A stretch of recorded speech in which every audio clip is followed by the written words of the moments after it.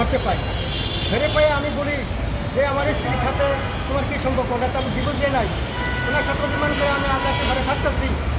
সেই ছেলে আমাকে হুমকি দিয়েছে যে তুই কত বড় শিল্পী, তোর দেখার আছে, এই আছে সেই আছে।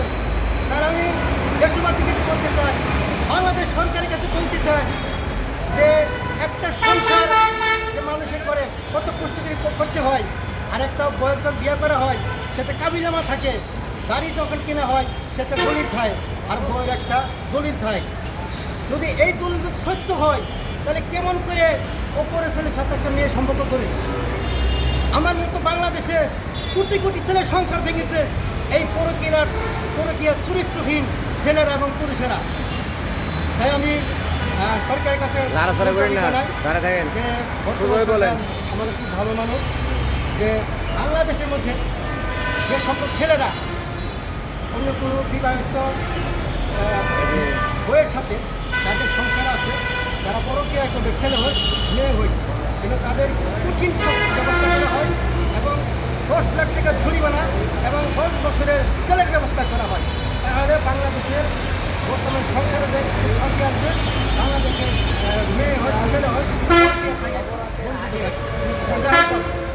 আমার কথা হলো যে আমি ভুগতেছি, আমি বুঝতেছি এই বয়সে বর্তমানে নিজে পাক করে খেতে হয়, নিজে কাপড় চোপড় দিতে হয়, কারণ আমার ছেলের ভবিষ্যৎ কী হবে, আমার তো আবার সংসার করতে হবে।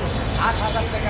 যাই হোক, এই ভিডিওটি দ্বারা দেখে এসে শেয়ার করে দেবেন যেন সকল ছেলেরা অন্য বইয়ের সাথে পরকীয়া করবে তাদেরকে ঘুরিয়ে হাট্টি উট্টি ঘুরে ঘুরিয়ে দিবেন।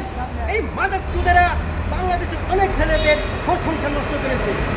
আর যে সকল মেয়েরা অন্য ছেলের সাথে পরকীয়া করবে, সংসার চালু অবস্থায়, সংসার গড়ানো অবস্থায়, ছেলে সুন্দর থাক, মেয়ে সুন্দর থাক এবং অপর শ্রেণী পুরুষের সাথে চলে যাবে, তাদেরকে ধরে হাট্টি উট্টি ঘুরে ঘুরিয়ে রাস্তায় পিস করিয়ে দরকার করে মেরেও ফেলবেন।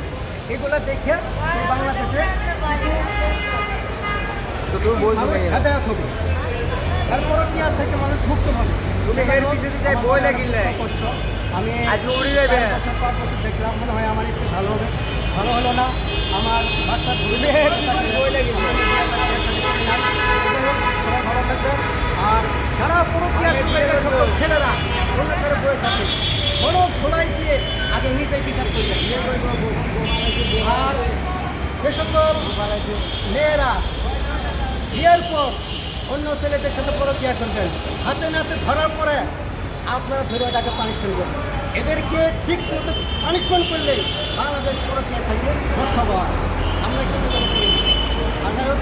সরকারের কাছে বিরুদ্ধ অনুরোধ জানাচ্ছি, সন্ত্রাসীর বিরুদ্ধে এবং চাঁদাবাজির বিরুদ্ধে, পরকীয়ার বিরুদ্ধে যেন ভাবে এটা আইন পাস করা।